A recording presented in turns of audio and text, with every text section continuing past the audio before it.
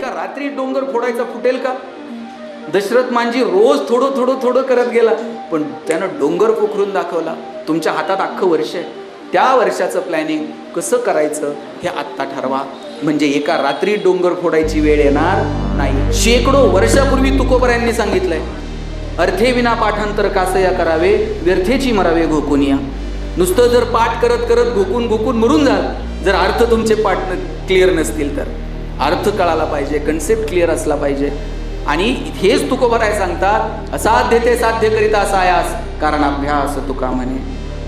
अशक्य गोष्ट सुद्धा साध्य करण्याचं सामर्थ्य जर कशात असेल तर ते केवळ आणि केवळ तुमच्या अभ्यासामध्ये आहे.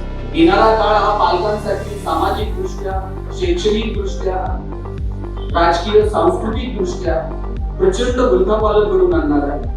आणि मग अशा या सगळ्या व्यवस्थेमध्ये ही पोरं टिकली पाहिजे, त्यांनी चांगला आदर्श येणाऱ्या पिढ्यांच्या समोर निर्माण केला पाहिजे. यासाठी मार्कांच्या बरोबरीनं चांगला संस्कार या लेकरांना देता येईल का, यासाठी शीतल पाटील साहेब आणि त्यांची सगळी टीम ज्या पद्धतीने काम करते त्यासाठी मी त्यांचं मनापासून कौतुक करतो, अभिनंदन करतो.